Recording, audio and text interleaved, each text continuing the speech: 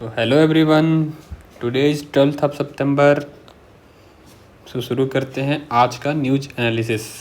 Okay, सो सबसे पहला मुद्दा था GS2 का।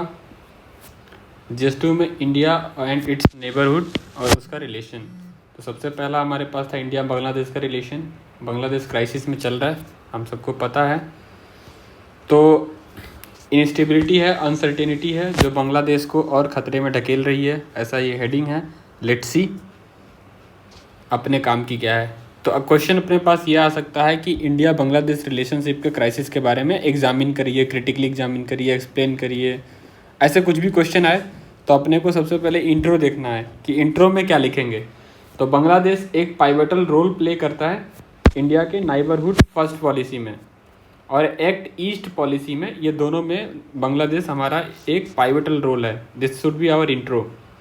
और उसके बाद हम लिख सकते हैं कि ये हमारे किस किस रीजनल ऑर्गेनाइजेशन में शामिल है, जैसे सार्क हो गया, south Asian association of regional cooperation, BIMSTEC हो गया बे ऑफ बंगाल का, आईओरा हो गया इंडियन ओशन का, और आसियान हो गया।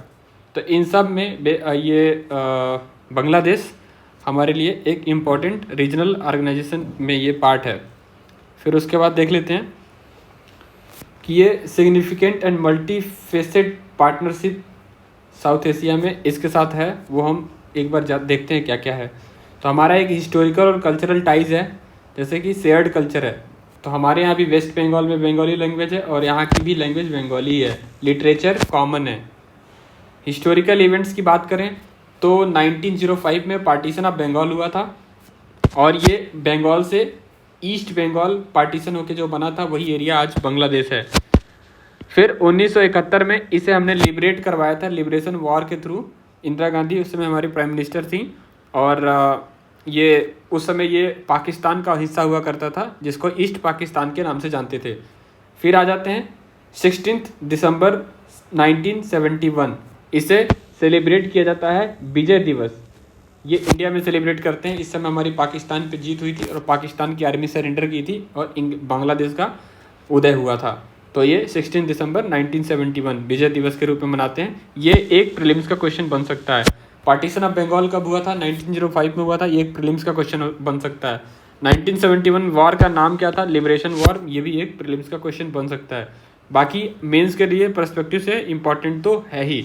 अब आ जाते हैं इकोनॉमिक कॉपरेशन। ये भी देख लो, हेडिंग डालोगे आप मेंस में, लिखोगे हमारे रिलेशन के बारे में तो ये हेडिंग होगा, उसके नीचे ये इकोनॉमिक कॉपरेशन लिखना होगा। पर ये प्रीलिम्स के पर्सपेक्टिव से ही भी उतना ही इम्पोर्टेंट है जितना ये मेंस से है।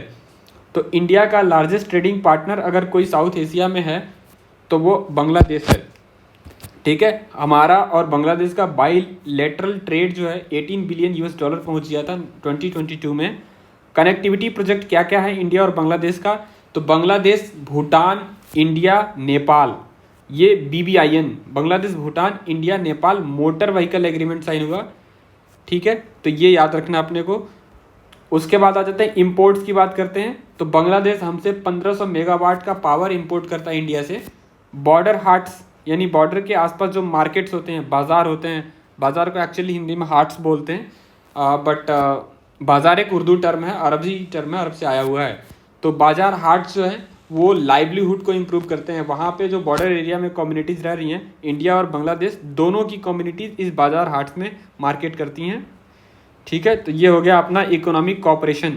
इशू क्या चल रहा है बांग्लादेश के साथ?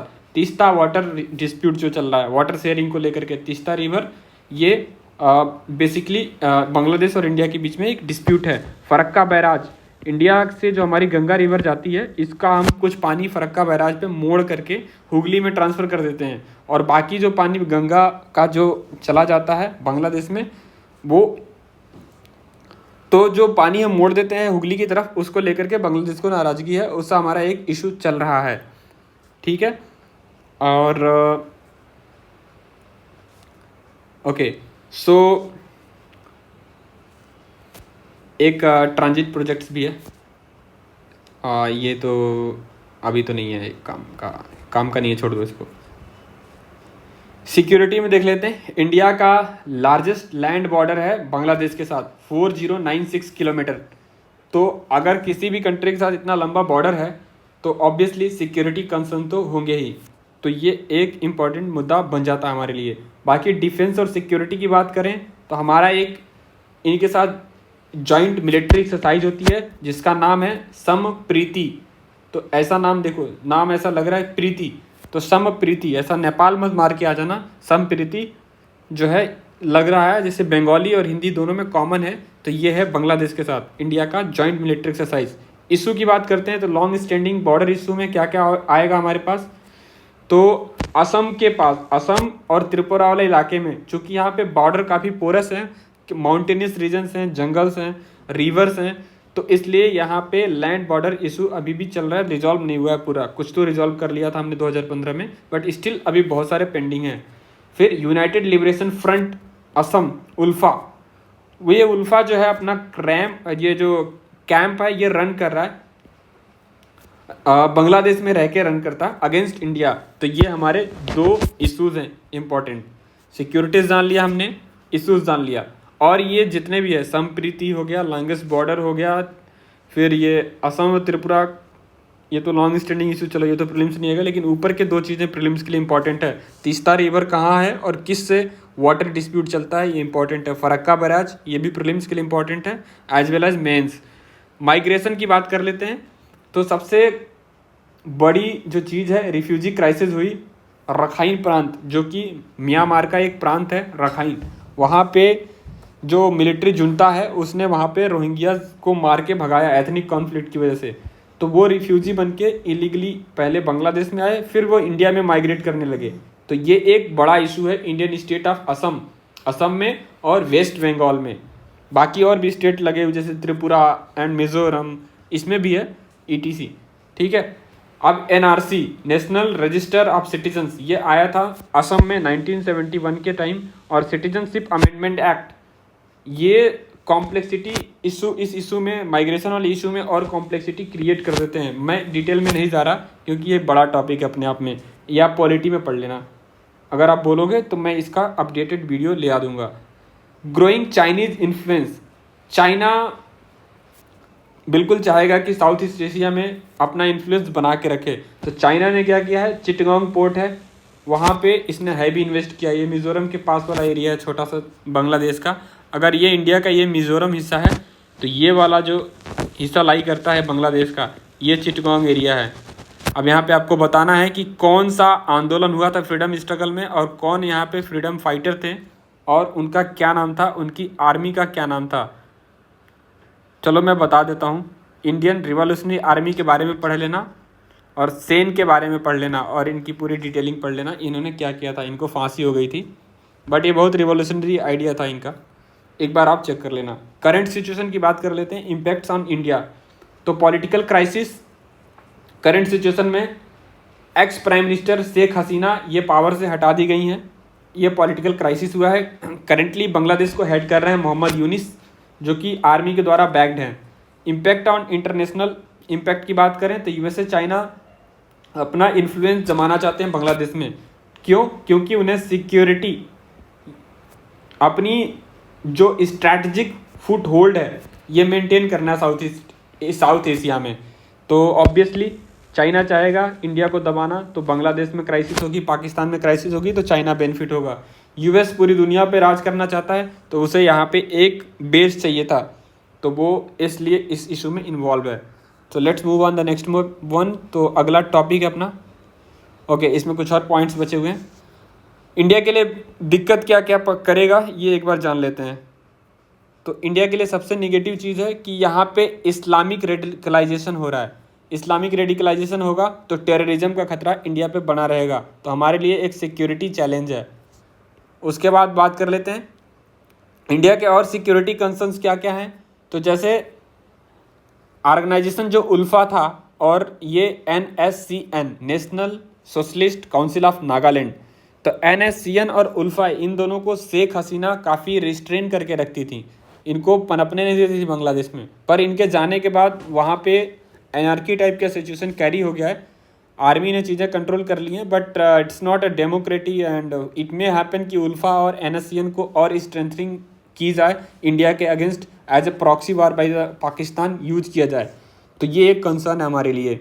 डेमोक्रेटिक डायलेमा क्या है इंडिया यूएस का कहना है कि शेख हसीना जो है चुनाव अनडेमोक्रेटिक मैनर में जीती, इसलिए हम उनके खिलाफ हैं और उसने वहाँ पे शेख हसीना को हटा दिया।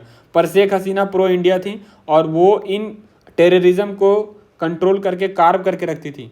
पर यूएस डेमोक्रेसी कह के अब दूसरी चीज़ों को बढ़ावा दे रहा है जो कि इंडिया के लिए खतरनाक हो सकता है। तो ये हमारे लिए एक डिलेमा है। सो हम डेमोक्रेसी को सपोर्ट करें या फिर सिक्योरिटी को सपोर्ट करें। ऑब्वियसली इंडिया को सिक्योरिटी को सपोर्ट करना चाहिए, बट या दिस इज़ द पॉइंट। सो आगे बढ़ते हैं साइंस टेक में। तो ये है साइंस टेक, ये साइंस मुद्दा है जीएस पेपर 3 का। तो जीएस पेपर 3 में आर्गन चिप टेक क्या होता है, ये इंपॉर्टेंट है, रिवॉल्यूशनरी है। बायो E3 क्या है, ये ऑब्जेक्टिव, ये बेसिकली एक हमारा अभी कैबिनेट मिशन ने इसको अप्रूव किया है, वो हम देखते हैं आगे नीचे लिखा हुआ है, ठीक है।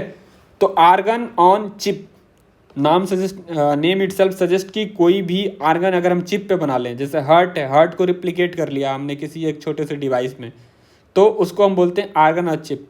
अब इसका क्या काम है, तो एक्चुअली अभी क्या है कि हमें कोई भी ड्रग्स को एक्सपेरिमेंट करना हो तो क्या करते हैं, ह्यूमन बीइंग को पकड़ते हैं। पहले हम जानवरों पे एक्सपेरिमेंट करते हैं, फ्रॉग पे किया, रैट पे किया, लेकिन जब ह्यूमन बीइंग पे एक्सपेरिमेंट करते हैं तो इट मे हैपन कि वो फेल हो जाए और ह्यूमन मर जाए। तो ऐसा होता है। तो किसी एक नए ड्रग को डिस्कवरी में लगभग $2 बिलियन का खर्चा आता है। बहुत सारे ड्रग्स पास कर जाते हैं एनिमल टेस्टिंग पे, बट फेल कर जाते हैं ह्यूमन ट्रायल्स पे। तो आर्गन चिप टेक्नोलॉजी इसमें मदद करेगी। अब क्या है कि अब आपको ह्यूमन पे करना है तो आपको डायरेक्ट किसी ह्यूमन पे नहीं करने की ज़रूरत है। हम ह्यूमन जैसा एक आर्गन चिप टेक्नोलॉजी से एक छोटा सा पार्ट बना देंगे जो बिल्कुल ह्यूमन का ही सेल के जैसा होगा। आप उस पर ड्रग्स डाल के ड्रग्स का इफेक्ट चेक कर सकते हैं कि कैसा इफेक्ट है, क्या ह्यूमन सुरक्षित रहेगा कि नहीं रहेगा, ठीक है। तो ये चल जाते हैं, आगे चलते हैं। Organ on chip technology alternative है टू ट्रेडिशनल सेल कल्चर।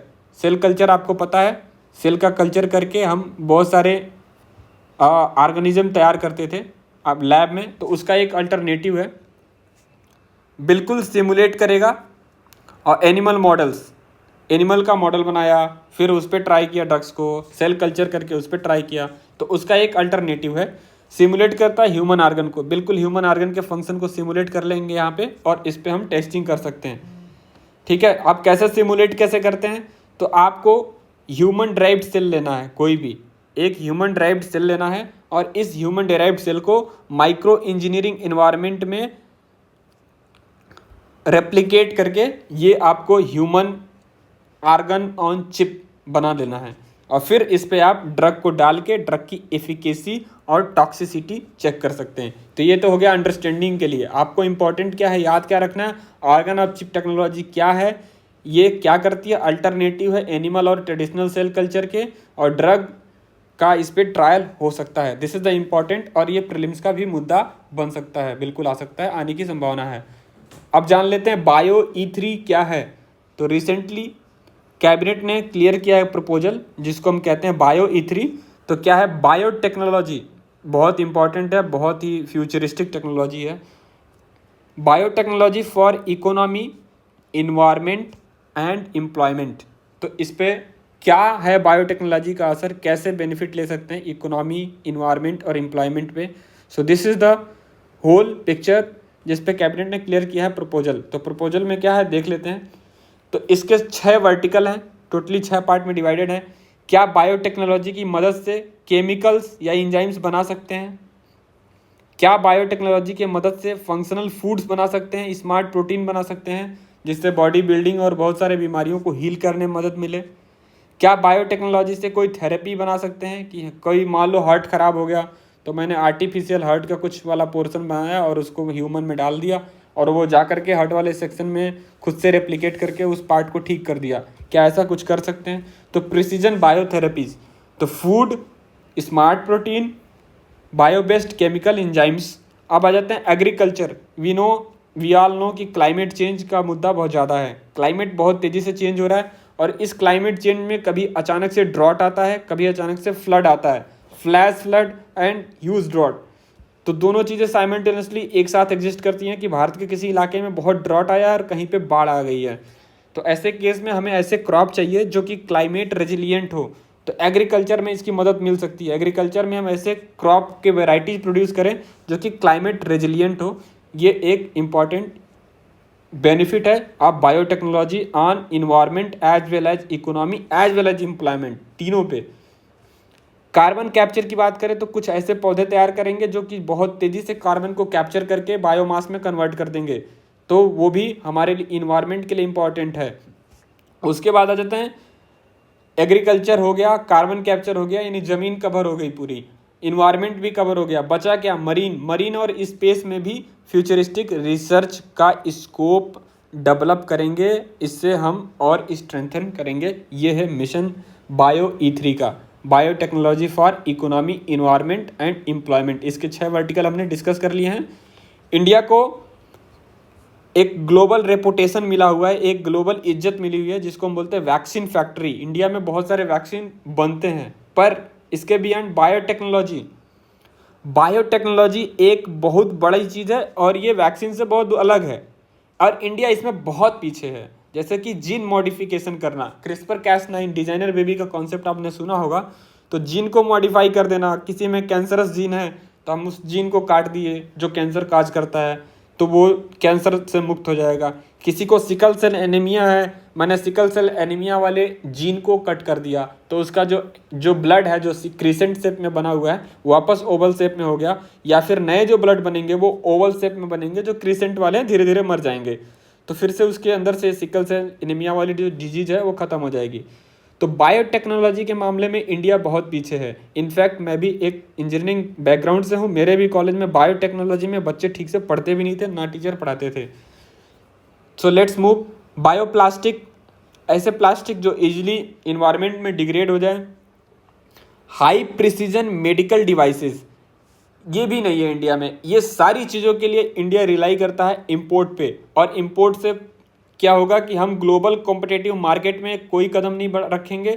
दूसरा, इंपोर्ट से अपने हम डॉलर लूज करेंगे, रुपया कमज़ोर होता चला जाएगा।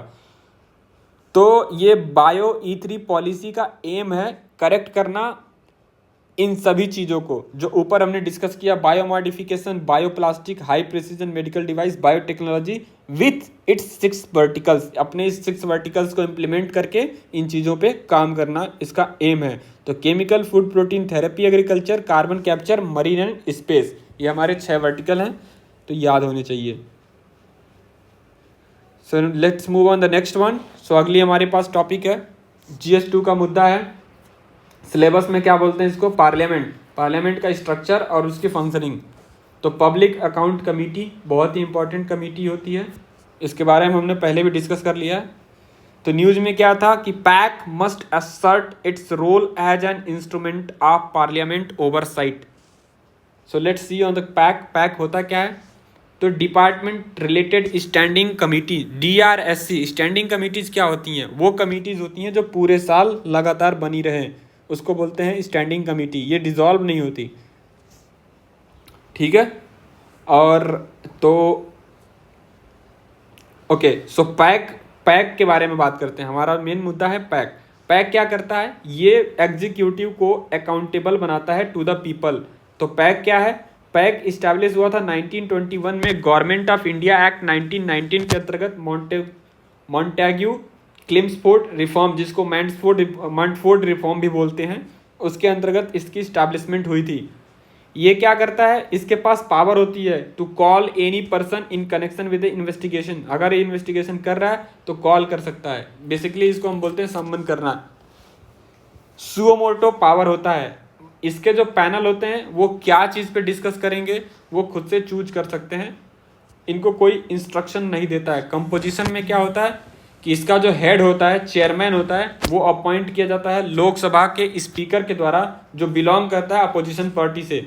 इसमें टोटल 22 मेंबर होते हैं, 15 लोकसभा से, 7 राज्यसभा से। मेंबर इलेक्टेड, 1 साल का इनका टर्म होता है। मिनिस्टर कभी इसका मेंबर नहीं बन सकता। फंक्शन की बात कर लेते हैं। फंक्शन ये अश्योर करता है कि कितनी मनी जो भी पार्लियामेंट ने ग्रांट करी थी गवर्नमेंट के द्वारा, क्या वो स्पेंड हुई है कि नहीं। तो इसका मेन काम है स्क्रूटिनाइज करना कैग के ऑडिट रिपोर्ट को जो कि पार्लियामेंट में सबमिट होता है। उसके बाद इंक्वायर करना कि गवर्नमेंट को जो भी फंड एलोकेट हुआ था वो स्पेंड हुआ है कि नहीं, और कहीं एक्सेस में तो एक्सपेंडिचर नहीं हुआ है। तो ये इंश्योर करना, इंक्वायरी करना, ये पैक का काम है। पैक अपना ओपिनियन नहीं दे सकता पॉलिसी के रिगार्डिंग, वो नहीं बोल सकता कि ये पॉलिसी अच्छी थी या बुरी थी अनटिल अनलेस उसको लगता है कि इस पॉलिसी में फाइनेंस से रिलेटेड कुछ गड़बड़ हुआ है। तो अगर फाइनेंस से रिलेटेड इशू है तभी बोलेगा, वरना पॉलिसी के मोटो पे कभी क्वेश्चन उठा नहीं सकता। पैक ऐसा लिखा हुआ है पैक के कानून में। सो let's move on the next issue की बात कर लेते हैं पैक का। तो इसमें सबसे पहले जो भी ये पैनल बनता है 22 मेंबर का, इसमें जो भी एमपी होते हैं, ज़्यादातर एमपी आते नहीं है, अटेंडेंस बहुत पुअर रहता है। PAC inability to question the policy के बारे में क्वेश्चन ही नहीं कर सकता, केवल फाइनेंस से रिलेटेड चीज़ें देखेगा। हमारा जो कैग है वो भी अपना रिपोर्ट बहुत डिलेड सबमिट करता है, जिससे पैक को रिव्यू करने में दिक्कत आती है। फिर पैक के जो भी रिकमेंडेशन होते हैं नॉन बाइंडिंग होते हैं। एग्जाम्पल के तौर पे आप एग्जाम्पल ये रट लो, लिख लो, समझ लो, जैसे भी कर लो। 2010 में कॉमनवेल्थ गेम हुआ था। कॉमनवेल्थ गेम में पैक ने हाईलाइट किया था इरेगुलरिटीज़ को, लेकिन लोगों ने ऐसे छोड़ दिया। ओवररन, कास्ट ओवररन को भी बताया था, हाईलाइट किया था, बट नो बडी केयर्स, और इसकी वजह से आगे भी ऐसे घोटाले होते चले गए। हमें पता है इसके बाद स्पेक्ट्रम घोटाला हुआ था, 2G एंड ऑल, ठीक है। उसके बाद इसके ये जो भी सबमिट करता है रिपोर्ट, उस पर डिस्कशन रेयरली होता है। उसका रीज़न भी आप समझ सकते हो कि पैक क्या है। पैक बेसिकली पैक का चेयरमैन कौन है, पोजीशन का है, डिस्कशन कौन करेगा, डिस्कशन क्या होगा पार्लियामेंट में, ये कौन डिसाइड करता है, ये डिसाइड करता है स्पीकर ऑफ द लोकसभा। और स्पीकर ऑफ द लोकसभा किससे बिलोंग करता है, रूलिंग पार्टी से। इसीलिए पैक के जो रिपोर्ट होते हैं रेयरली कभी डिस्कस होते हैं। नाउ अगर सपोज दैट आपको क्वेश्चन आ गया, how parliament keep control on finance of country, ऐसा कोई क्वेश्चन आ गया तो उसके लिए ये बिल्कुल रोल मॉडल आंसर है। आपको लिखोगे कि आर्टिकल 112 में बोलता है कि जो भी एनुअल फाइनेंशियल बजट स्टेटमेंट जो होता है वो उसे प्रेजेंट करना होता है गवर्नमेंट को पार्लियामेंट में। तो पार्लियामेंट एक तरीके से आर्टिकल 112 की यूज से गवर्नमेंट को चेक करता है, कंट्रोल में रखता है। फिर आर्टिकल 117 ये है फाइनेंशियल बिल के रिगार्डिंग। तो फाइनेंशियल बिल क्या होता है, finance bill plus something else. तो अगर ये भी प्रेजेंट करना होता है on the recommendation of president to the parliament. फिर उसके बाद आता है article 114 appropriation bill. Appropriation bill जब बजट पास हो जाता है ना, तो जो एक्सपेंडिचर गवर्नमेंट कर सकती है, अप्रोप्रिएशन बिल, एक्सपेंडिचर के लिए जो गवर्नमेंट बिल पास करवाती है उसको हम बोलते हैं अप्रोप्रिएशन बिल। ये साइन हो जाएगा जब प्रेसिडेंट से, तो ये बन जाएगा अप्रोप्रिएशन एक्ट। तो expenditure of government need to prior sanction of from parliament. तो जो भी पार्लियामेंट से प्रायर सेक्शन चाहिए तभी जाके अप्रोप्रिएट यानी खर्च कर सकते हैं। अप्रोप्रिएशन मतलब खर्च करने वाला बिल है। तो ये आर्टिकल 114 ये पूरा प्रीलिम्स का मुद्दा है। तो आपको एकदम याद होना चाहिए कि एनुअल फाइनेंशियल स्टेटमेंट कौन से आर्टिकल से है, 112, फाइनेंशियल बिल कौन से आर्टिकल से है, 117, और appropriation bill 114। CAG controller and auditor general of India, ये आर्टिकल 148 में लिखा हुआ है। कैग मतलब होता है कंट्रोलर। कंट्रोलर का मतलब होता है वो जो कि बजट को सैंक्शन करे, जो मनी को सैंक्शन करे। पर इंडिया में चूँकि ये कैग की तो जो चीज़ कॉन्सेप्ट है हमने गवर्नमेंट ऑफ इंडिया एक्ट 1935 से उठाया है। उस समय कंट्रोलर जो होता था वो पैसे सैंक्शन करता था। पर जब हमें इंडिपेंडेंस मिला तो ये पैसे सैंक्शन करने वाला जो पावर है हमने पार्लियामेंट को पकड़ा दिया। तो अभी का कैग का काम केवल ऑडिट करना है, नाम के लिए बस कैग है, बस काम इसका केवल ऑडिट है। तो अभी क्या करेगा, एग्जामिन करता है और ऑडिट करता है फाइनेंसेस, जो भी फाइनेंशियल फंक्शनिंग है गवर्नमेंट डिपार्टमेंट्स के, सबको ऑडिट करता है। आर्टिकल 265 क्या कहता है कि केवल और केवल टैक्स उसी कानून से लिया जा सकता है जो कि लेजिस्लेशन के द्वारा पास हो। मतलब केवल पार्लियामेंट अगर कोई कानून पास करती है तभी जाके हम टैक्स ले सकते हैं। या पार्लियामेंट हो गया, या फिर अगर कोई स्टेट है तो स्टेट का लेजिस्लेचर हो गया, लेजिस्लेचर पास करेगा तो ही हम किसी भी जगह से, कहीं भी, किसी भी व्यक्ति से, किसी भी संस्था से टैक्स ले सकते हैं। तो यानी गुंडा टैक्स और हफ्ता, इसको एबॉलिश कर दिया गया था यूजिंग आर्टिकल 265। तो अगर बिना लेजिस्लेशन का कोई खुद का मनमौजी टैक्स वसूल रहा है तो उसे जेल हो सकती है आर्टिकल 265 के हिसाब से। और क्या करता है, कैसे कंट्रोल करता है पार्लियामेंट? तो पार्लियामेंट बहुत सारे और भी रिपोर्ट को एग्जामिन करता है गवर्नमेंट के। एग्जाम्पल के लिए पैक तो यहाँ पे है ही, बाकी और भी कमिटीज़ हैं जो rule of procedure of parliament में लिखी हुई हैं। सो नेक्स्ट पे आ जाते हैं, हेल्थ का मुद्दा है GS3, sickle cell anaemia disease. ये प्रीलिम्स का भी मुद्दा है। इंडिया में सिकल सेल एनीमिया की जो डिजीज़ है ये लार्जेस्ट है। तो second largest global burden of sickle cell anaemia disease जो है इंडिया में है। अबाउट 1 मिलियन पीपल अफेक्टेड हैं प्रेस इंफॉर्मेशन ब्यूरो के हिसाब से। सिकल सेल एनीमिया क्या है? तो जो नॉर्मल हेल्दी इंडिविजुअल का जो वो ब्लड सेल होता है वो ऐसा डिस्क शेप में होता है, लेकिन जब किसी को सिकल सेल हो जाता है तो उसका ऐसा क्रीसेंट शेप में बन जाता है, चाँद जैसा। तो अभी इस केस में क्या होगा, ऑक्सीजन ढोने की क्षमता इसकी कम हो जाती है, ऑर्गन्स जो हैं स्वेल हो जाते हैं, फूल जाते हैं, डैमेज हो जाते हैं जो भी हमारे वाइटल ऑर्गन, जैसे आँख हो गया, हार्ट हो गया, किडनी हो गया, और व्यक्ति की बहुत जल्दी मृत्यु हो जाती है। तो सिकल सेल एनीमिया से पीड़ित व्यक्ति का लाइफ स्पेन बस 40 साल तक होता है। होता कैसे है? मोस्टली जेनेटिक्स, ओनली जेनेटिक्स कह सकते हो। कैसे ट्रांसमिट होगा? अगर मम्मी पापा में से किसी एक को ये बीमारी है तो बच्चे में नहीं जाएगा, केवल तब जाएगा जब बोथ पेरेंट्स को हो। इसीलिए बोलते हैं कि हमें कभी भी अपने ब्लड लाइन में शादी नहीं करना चाहिए, क्रॉस ब्लड में करना चाहिए, कि अगर कोई बीमारी है भी हम में से किसी एक में तो बच्चे में ट्रांसमिट ना हो। ठीक है, इसकी बीमारी का मेडिसिन क्या है? तो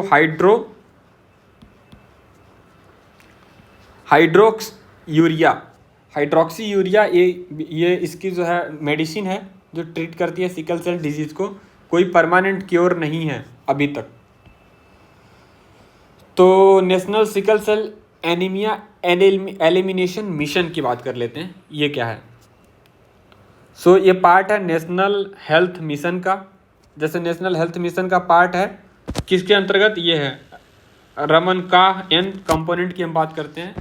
तो ये है reproduction, maternity, newborn, child care, adolescence health और न्यूट्रिशन। तो जो हेल्थ वाला पोर्शन है इसका पार्ट है sickle cell anaemia elimination mission. तो ये सरकार का एक मिशन है नेशनल हेल्थ मिशन के अंतर्गत। 2013 में ये पॉलिसी आई थी नेशनल हेल्थ मिशन। अब उसके बाद देखते हैं इसमें क्या क्या है। इसको कौन इम्प्लीमेंट करेगा? तो ministry of family health welfare ये इसको इम्प्लीमेंट कर रही है along with the ministry of tribal affairs. Reason क्या है कि ये जो बीमारी है ना मोस्टली ट्राइब्स में पाए जाते हैं, क्योंकि ट्राइब्स जो है इंसेस्ट मैरिजेस करते हैं, खुद के ही घरों में शादियां कर लेते हैं, उससे उनके यहाँ ये बीमारी काफ़ी प्रिवेलेंट है। तो सिकल सेल एनीमिया डिजीज़ जो है इसको एलिमिनेट कर देना है 2047 तक। अब 2047 क्या है? तो हमारे प्राइम मिनिस्टर ने बोला है कि विकसित भारत बनाएंगे उस समय तक।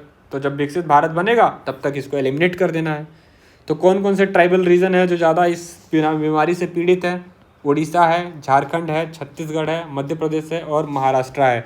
तो अगर आप मैप में देखोगे तो कुछ ऐसा दिखेगा, ये उड़ीसा वाला पोर्शन, ये कुछ दिख जाएगा, उड़ीसा के ऊपर दिखेगा झारखंड वाला पोर्शन, और उसके बाद छत्तीसगढ़ ये बाजू में दिख जाएगा, ये महाराष्ट्र ऐसे दिख जाएगा, और ये MP दिख जाएगा। तो लगभग ये जो ट्राइबल बेल्ट बनता है इसमें कुछ पार्ट आंध्रा का भी आता है पर इधर नहीं लिखा है। ये पूरा ट्राइबल बेल्ट जो बनता है ईस्टर्न साइड में, इंडिया के ईस्टर्न साइड में, तो वो पूरा ही पीड़ित है इस बीमारी से। तो लगभग हर 10 में से एक ट्राइबल पर्सन को ये बीमारी है। ये 2011 के सेंसस के हिसाब से है। सरकार क्या काम कर रही है? तो चूँकि ये बीमारी तो क्यूरेटिव है नहीं, फिर भी ये जो हाइड्रोक्सी यूरिया है ये देना है लोगों को टैबलेट, तो इनको अफोर्डेबल प्राइसेस में दें, एक्सेसिबल हो, हर ट्राइबल रिमोट एरियाज में भी आसानी से सिकल सेल डिजीज़ से पीड़ित पेशेंट जो हैं उनको ये अवेलेबल हो, ये मेक श्योर कराना इसका काम है sickle cell anaemia elimination mission का। नेशन वाइड स्क्रीनिंग कैंप्स लगाएंगे जहाँ पे लोगों को स्क्रीन करेंगे किसको ये बीमारी है कि नहीं। अवेयरनेस फैलाएंगे कि अगर है तो क्या करना, आगे शादी कैसे करनी है ताकि बच्चे में ट्रांसमिट ना हो। टाइमली डायग्नोसिस हो जाए ताकि उसका ट्रीटमेंट चले और वो आगे ना बढ़े। रमन चा के बारे में हमने बता दिया।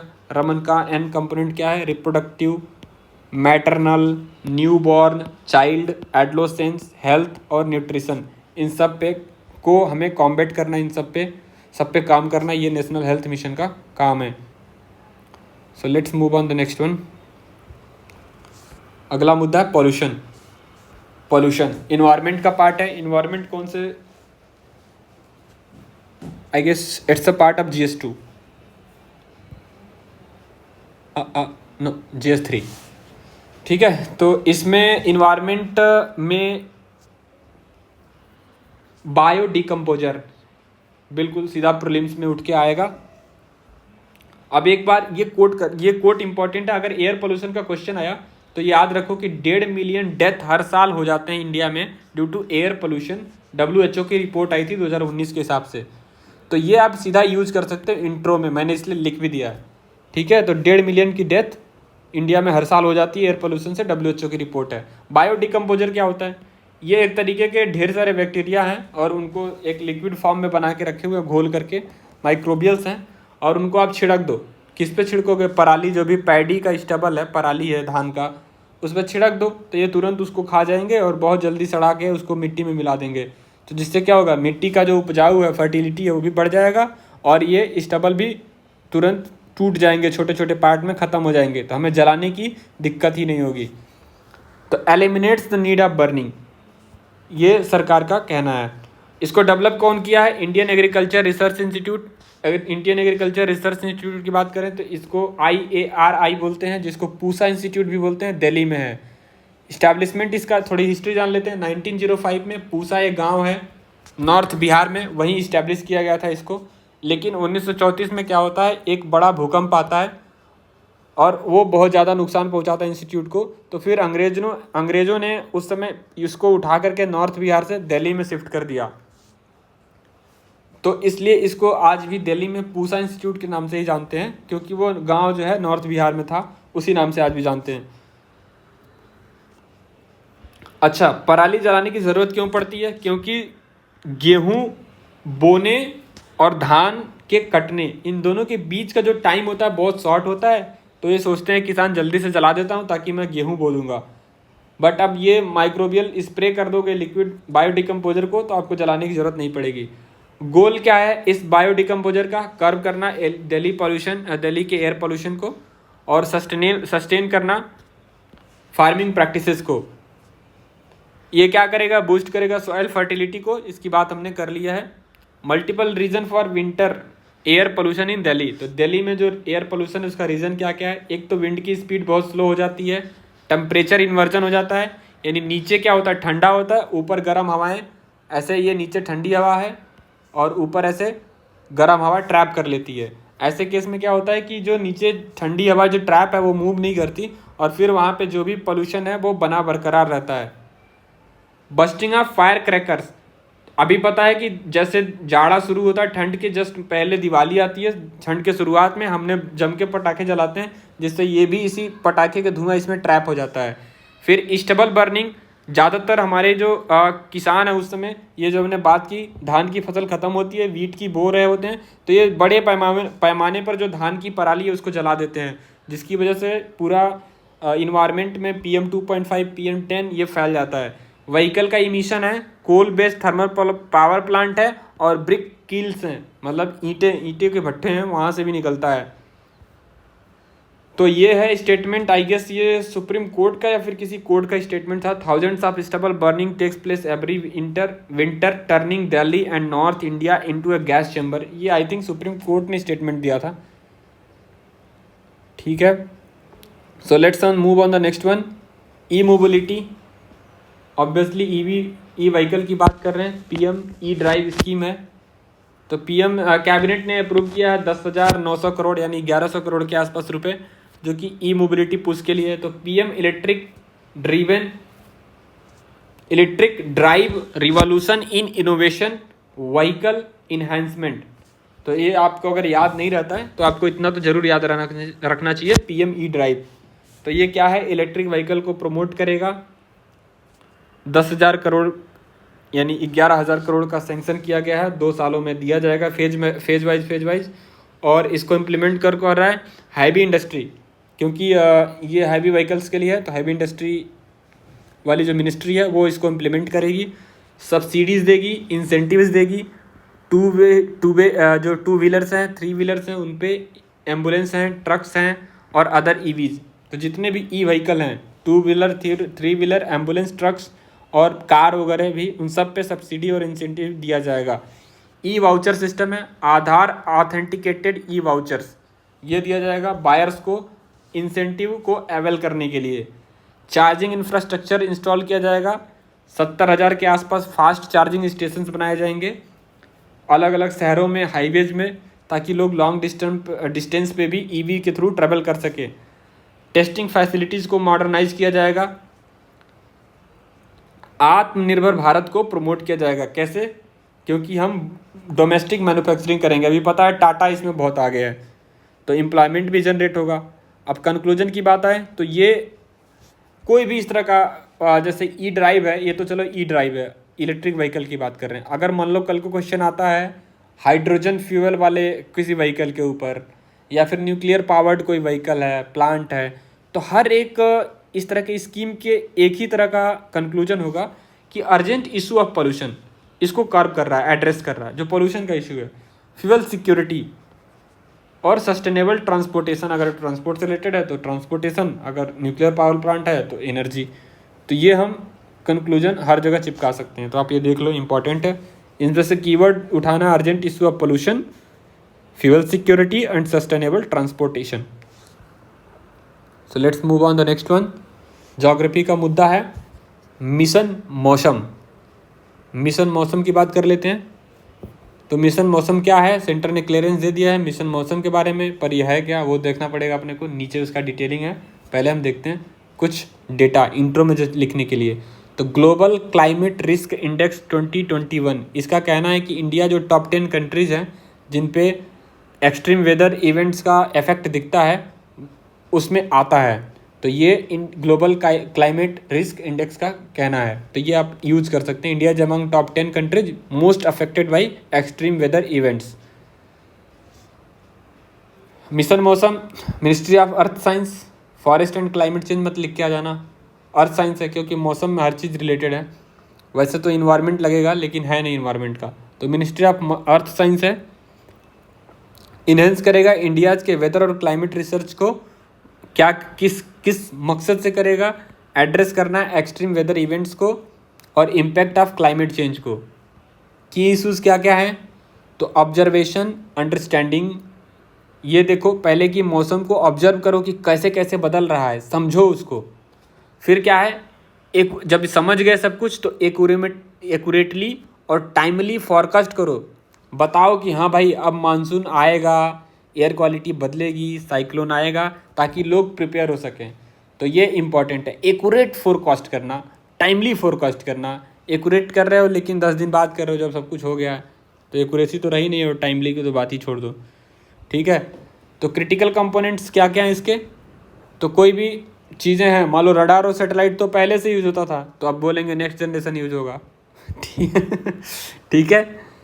सुपर कंप्यूटर ऑब्वियसली आपको चाहिए, हाई परफॉर्मेंस चाहिए। ऐसा तो है नहीं कि लेनोवो का लैपटॉप सेकंड हैंड मार्केट से लेकर के और वहाँ से बैठ के डेटा प्रोसेसिंग कर रहे हैं। अर्थ के में क्या चल रहा है सबके पॉल्यूशन का, तो वो तो 10 साल तक प्रोसेस करेगा। तो we need super computers with high performance. Earth system model क्या होता है? अर्थ सिस्टम मॉडल जो होता है जिसमें लिथोस्फीयर, बायोस्फीयर, इनफैक्ट सारे जो भी हाइड्रोस्फीयर, एटमॉस्फेयर, सब कुछ मिला करके जो अर्थ सिस्टम बोलते हैं उसको। तो अब इसकी मदद से हम अर्थ सिस्टम को और अच्छे से मॉडल कर पाएंगे और अच्छे से जान पाएंगे, समझ पाएंगे। GIS based automated design support system होगा। तो ऑटोमेटेड डिजाइन सपोर्ट सिस्टम लगाएंगे जो रियल टाइम में डेटा को इंटरप्रिटेट करेगा और बताएगा कि कहाँ पे क्या हो रहा है। GIS क्या होता है? तो ग्लोबल इंफॉर्मेशन सेंटर होता है, सिस्टम होता है, सॉरी। तो सैटेलाइट्स की मदद से हम डेटा को चीज़ें देखते हैं अर्थ के आसपास, और फिर उस डेटा को मॉनिटर करके इंटरप्रिटेट करते हैं कि किधर क्या होने वाला है, किधर मानसून आएगी, किधर बारिश होगा, किधर साइक्लोन आएगा, एयर क्वालिटी कैसी रहने वाली है, ठंड कब आएगी, गर्मी का शुरुआत कब होगा। तो ये सब चीज़ें हो गई। सो दैट्स ऑल, आज का करंट अफेयर यहीं ख़त्म होता है। फिर मिलते हैं नेक्स्ट के लिए। और हाँ, डिले इसलिए हो गया था क्योंकि मेरे पास ऑफिस का काम बहुत था, तो ऑफिस वर्क में बिजी था, इसलिए मैं ला नहीं पाया। So now I am free, तो मैंने आज का ले आया, बाकी जो बचे हुए हैं वो भी लेते आएंगे जल्दी। So bye everyone, good night, keep learning.